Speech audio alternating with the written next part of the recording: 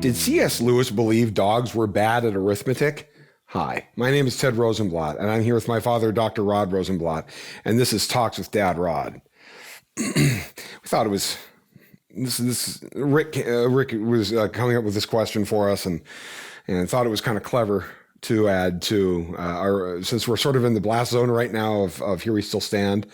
Thought we'd throw that. You're going to get some more C.S. Lewis as we get closer to Christmas too, but you know, I don't think we can have too much C.S. Lewis. So this comes from a letter in which he responded to a writer. And here's the letter he wrote. Thanks for your letter of the 2nd and for the time cutting, which is the Time magazine cutting. My brother says the photo of me is the best ever, but another friend says it is unrecognizable. What's most impressive is the smoke from the match, which looks like the explosion of a miniature shell. The review is, of course, a tissue of muddles and direct falsehoods. I don't say lies because the people who write such things are not really capable of lying. To lie equals to say that you know what you know to be untrue. But to know this and to have the very ideas of truth and falsehood in your head presupposes a clarity of mind which they haven't got. To call them liars would be as undeserved a compliment as to say that a dog was bad at arithmetic.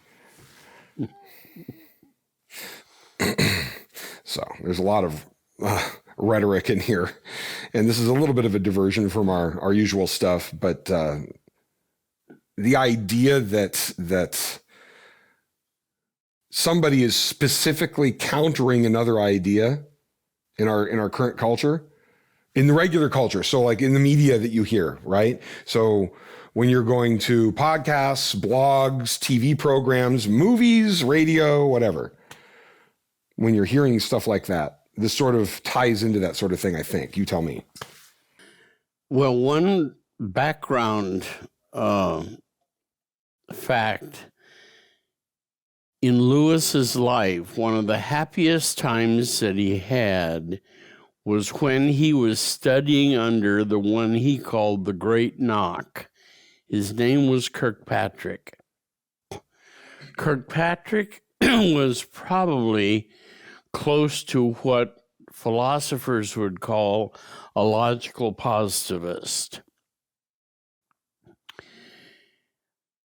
But having Lewis as his student, Lewis grew like crazy with what is an argument, what is necessary in a sound argument, what isn't worth even bothering with. His opening line when he first met Kirkpatrick was, this land looks not at all as I had supposed it would. Kirkpatrick's reply, had you read magazine articles on it? Which ones? When did you read them? What did you learn by reading them? And Lewis immediately recognized what this guy was going to be like as a tutor, and that most of what Lewis himself said was completely ungrounded. And there began the great relationship with Kirkpatrick teaching Lewis how to think. How to think. Happiest time of his life, other than times in his childhood. The Great Knock. So you compare that to our culture and what goes on in our culture, just so our audience knows. I am so desperate for true news that one time I tried to get Radio Free Europe that was a while ago. As a news source in English. Reply, Dear Dr. Rosenblatt, we don't have it in English. Wasn't available. But I'm that desperate. And I want 90% of what passes as news broadcasting in our day, I don't even want to listen to. But I'm still desperate to find sources I do want to listen to, and they are few. The technology is going to allow you to have options you didn't before. I hope. Things we've been talking about recently, but something we've been talking about a number of ways here. This taps into a number of different areas of focus. It's not just the political realm. It's not just what we deal with in our daily lives here, but it does go into philosophy and theology as well. And that is that something I've described sort of rhetorically as we live in an ocean of assertionists. Yeah. So that people who've received very little information have done very little, if or no, grinding or study or deep research on whatever the subject is at all. Yep. And regularly speak in conversations as though they are well informed. Yep. As though they're masters of the subject matter in some way, shape, or form. It's an attitude.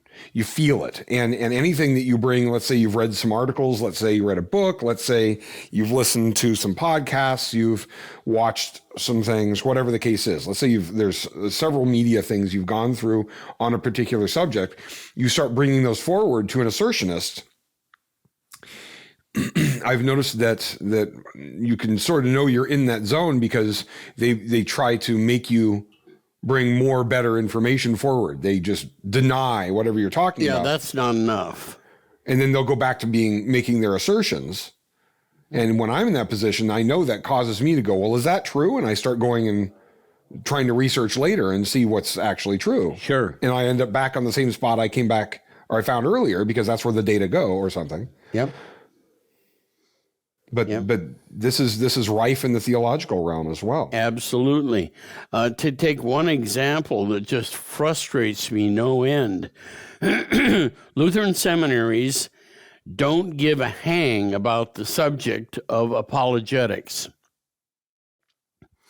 The defense of the gospel as true.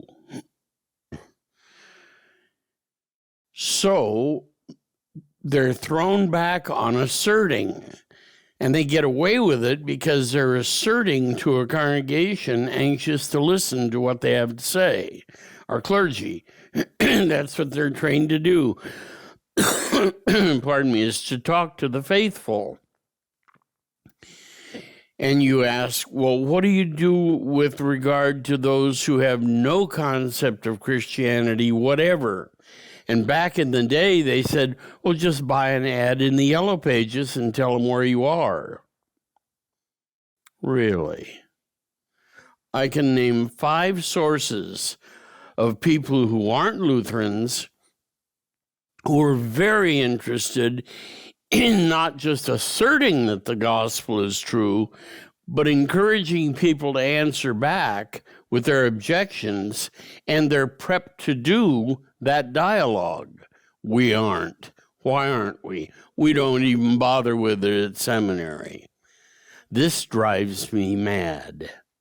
But there's just one aspect of it. Well, we see it sometimes on a regular basis, I should say, with the stuff that's produced here at 1517 on comment boards and so forth of varying types. There's any number of them. And we run into those. It's kind of a toxic mix of correctionists and assertionists. Yes.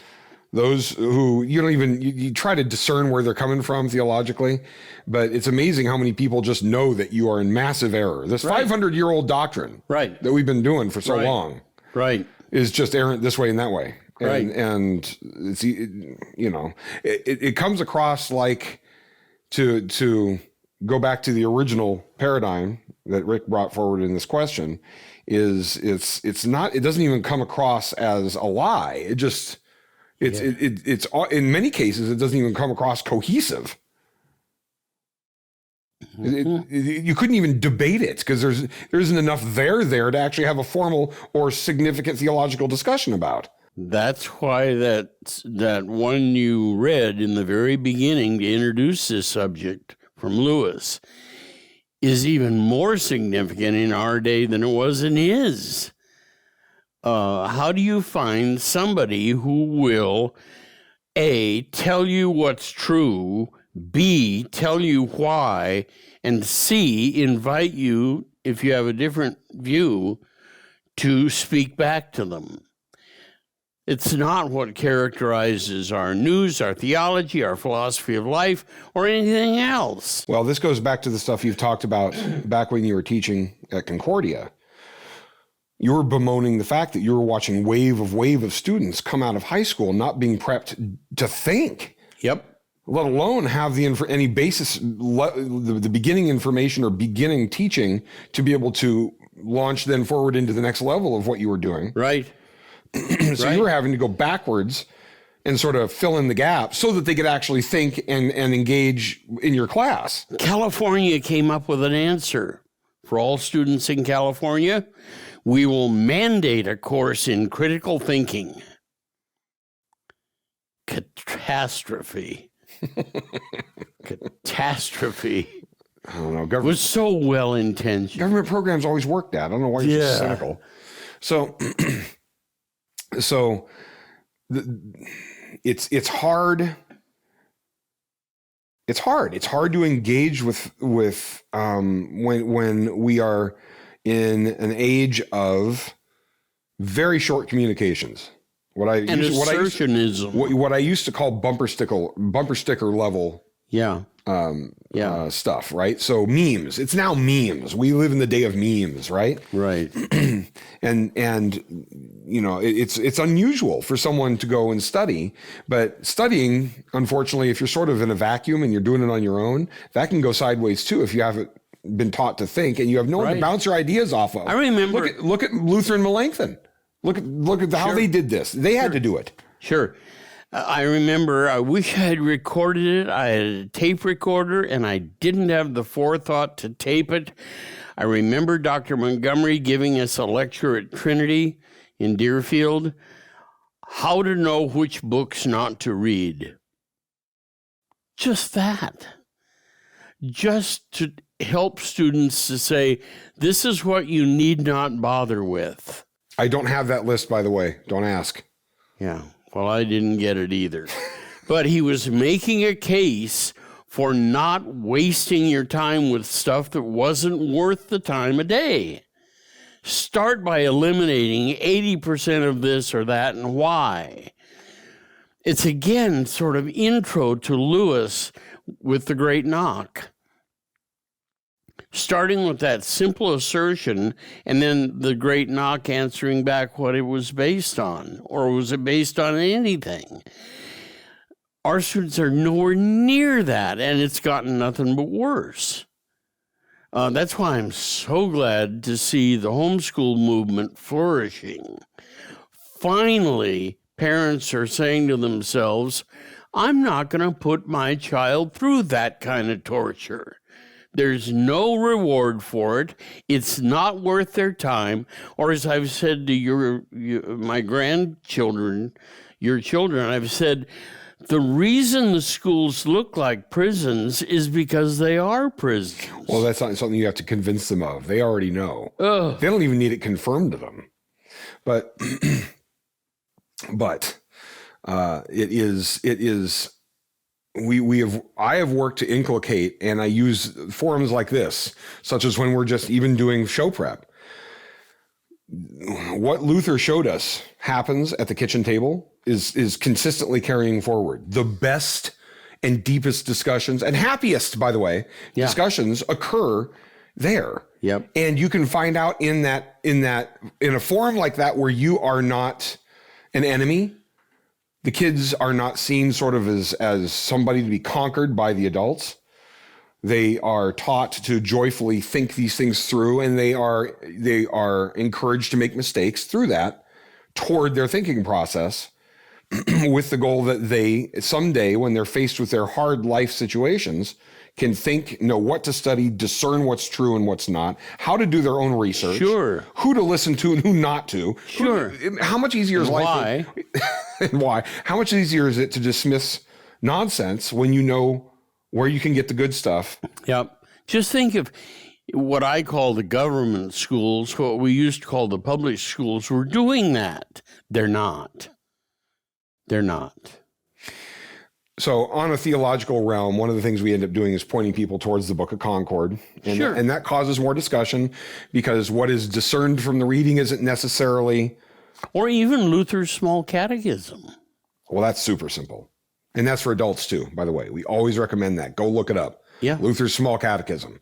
It's made of the stripped down... One of the great books of the Western world. No other catechism is. It's the stripped down gas can of God's word and some super basic analysis of it that makes you think through it with eyes on Christ.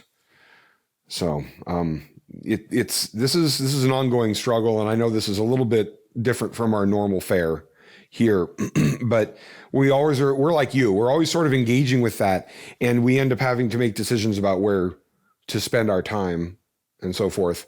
But the place where I dig in and get defensive for you is if assertions take us away from Christ and take us towards law and start going down that, what I perceive as a downward spiral of hyper-analysis and hyper-correctiveness, and there's no end to it.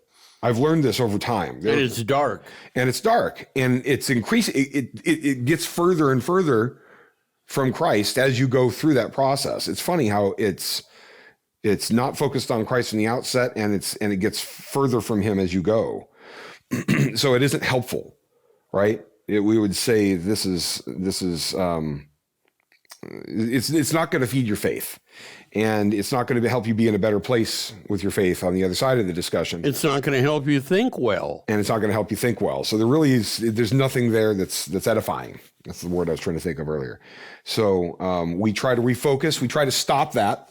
Let's stop spending our time there, and let's go back to what? And that is Christ crucified for your sins so that you, little sheep, can be at peace because he is for you. And argue that that's true.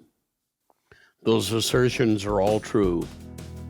Come to 1517.org for more, and we'll see you on social media. Talk to you soon. Thank you for joining us on Talks with Dad Rod, part of the 1517 Podcast Network.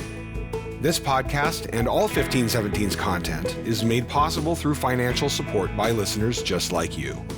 Please visit 1517.org for more, and please consider clicking on the donate button and making a recurring or one-time contribution to help us share this good news in a world which so desperately needs it.